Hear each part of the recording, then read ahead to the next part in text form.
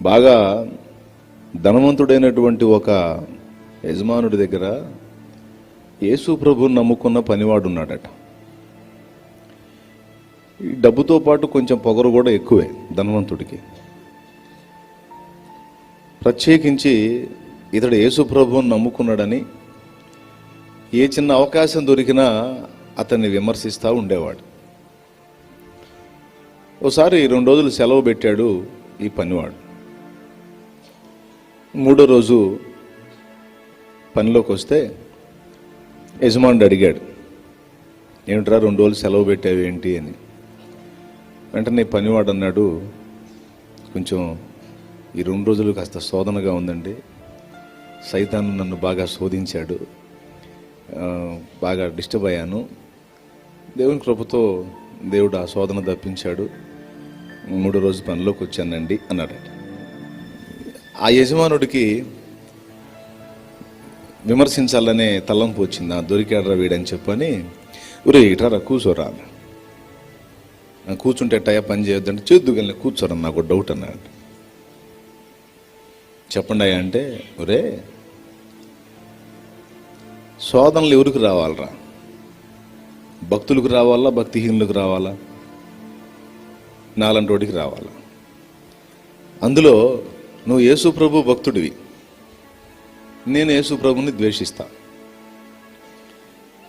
ఇప్పుడు యేసు ప్రభు సైతాన్ని ఎదిరించాడని మీరే చెబుతారు కదా. యేసు ప్రభు సైతాన్ని ఎదిరిస్తే మరి అసలు సైతాన్ మీ దగ్గరికి రాకూడదు కదరా. సైతాన్ అనేవాడు ఎవరి దగ్గరికి రావాలి? నాలాంటి వాడి దగ్గరికి రావాలి. ఎందుకంటే నేను యేసు ప్రభుని ఒప్పుకోను కాబట్టి, ఆయన సెక్యూరిటీ నాకు ఉండదు కాబట్టి. కానీ మీకు లెగిస్తే ప్రార్థన, కూర్చుంటే ప్రార్థన, ఏం చేసినా ఏందో స్తుతి అంటారు, స్తోత్రం అంటారు, హల్లెలూయా అంటారు, పొద్దుగూకులు ఇదే గొడవ కదరా మీకు.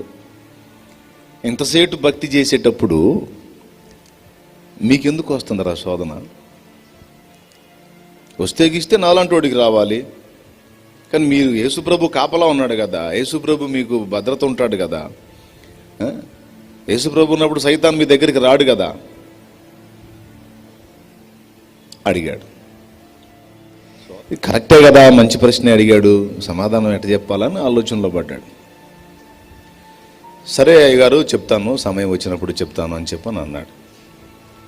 ఇక పని చేస్తున్నాడు కానీ మనసులో అదే భేదిస్తూ ఉంది. నిజంగా శ్రమలు శోధనలు అనేవి భక్తిహీనులకు రావాలి కదా, భక్తులకు రావటం ఏమిటి?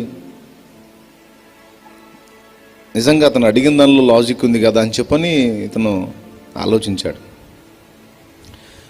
అదే రోజు సాయంత్రం ధనవంతుడు కదా, గన్ను తీసుకొని ఆ నదీ తీరాన, వాళ్ళకి సమీపంలో ఒక నది ఉంది, నదీ తీరాన పక్షుల వేటకు వెళ్ళాడు. వేటకు వెళ్ళిన తర్వాత కొన్ని పక్షులు అక్కడ వాలు ఉన్నాయి, మనోడు గురి చూసి ఒక్కో దాన్ని పేల్చడం మొదలు పెట్టాడు. 1 పడింది, 2 పడింది, 3వ దానికి రెక్కల గుండా దూసుకెళ్ళింది వీడు పేల్చిన బుల్లెట్. అంటే ఒక రెక్క విరిగిపోయింది, 2 పడిపోయినాయి అక్కడే.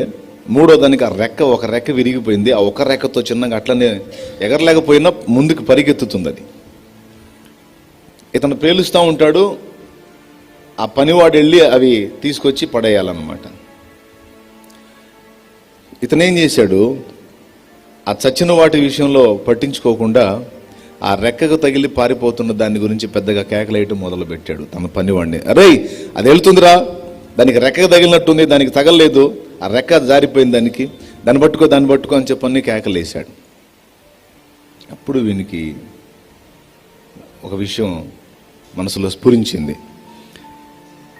ఆ తర్వాత తీసుకొస్తాలే గారు, ముందు ఈ చచ్చినవాడిని తీసుకొచ్చి కుప్పేస్తానంటే, రేయ్ దాన్ని పట్టుకోపోరా దద్దమ్మ, ఎక్కడ తయారయ్యావురా నువ్వు, ఒట్టి ముద్దువి, ఈ చచ్చిపాటు ఉందారా, ఎక్కడికి పోతారా, తప్పించుకుపోతుంది, దాన్ని పట్టుకోపోరా అని చెప్పని అన్నాడు.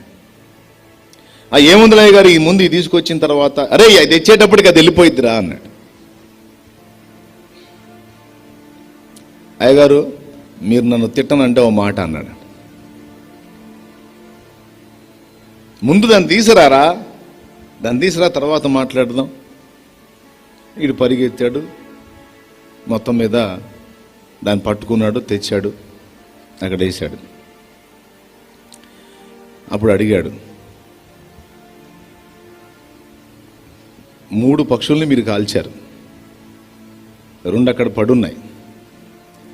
ఆ పడిపోయిన వాటిని తెచ్చి ఇక్కడ బడవేయమని అనాలి కదా, దాన్ని ఎందుకు మీరు తీసుకురామని అంతసేపు గొడవ చేశారు అంటే వాడు అన్నట్టు చచ్చినాయిరా, వాటితో చింతే ఉంది, ఎక్కడే పడి ఉంటాయి. మనం చూసుకోవాల్సింది తప్పించుకునేదాన్ని, అదండి. ఈ చచ్చినవి ఉన్నాయి చూశారు, ఇది మీరండి. ఆ పారిపోయిందని పట్టుకో అన్నావు చూడు, అది నేనండి. ఈ తరమని చెప్పాడు చూడు, అది సైతానండి చెప్పేశాడు. దేవుణ్ణి నమ్మిన వాళ్ళకి ఎందుకు శ్రమలు, ఎందుకు శోధనలు అంటే ఆల్రెడీ మీ పరిస్థితి ఎలా ఉందంటే సైతాన్ దృష్టిలో మీరు ఆల్రెడీ చచ్చిన స్థితిలో ఉన్నారు. మీరు ఎక్కడికి పోరు, వాడికి తెలిసే సంగతి. కావాలంటే ఇంకా కావాల్సిన సుఖాలు కూడా ఇస్తాడు మీకు, ఎందుకంటే మీరు దేవుని గురించి ఆలోచించకుండా ఈ లోకమంతా అనుభవించడానికి అవకాశం ఇస్తాడు. ఇదంతా అనుభవించి చివరికి మీరు ఎక్కడికి వెళ్ళాలో తెలుసా? పాతాళ అగ్నికి వెళ్ళాలి, నరకాగ్నికి. కానీ ఒక యేసును నమ్ముకున్న వాడి పరిస్థితి అలా కాదండి. వాడు తప్పించుకున్నాడు. సైతాను పన్నిన వల నుంచి, శత్రువు చేసిన దాడి నుంచి క్రీస్తునందున్నవాడు తప్పించుకున్నాడు. ఇప్పుడు శత్రువు ఎవరి మీద లక్ష్యం పెడతాడో తెలుసా? చచ్చిపడిన మీ మీద కాదండి, యేసుక్రీస్తును బట్టి తప్పించుకున్న మా వెంటబడతాడు. వాడు మమ్మల్ని అందిపుచ్చుకోవడానికి ప్రయత్నం చేస్తాడు. అందుకండి మీ పరిస్థితులు బాగుండేది, మాకు శోధనలు వచ్చేది, ఎందుకంటే వాడు మమ్మల్ని తరుముతాడు అని చెప్పాను. ఇది నేను మీకు ఎందుకు చెప్పానంటే, అసలు దురాత్మలకు డ్యూటీ ఎక్కడ?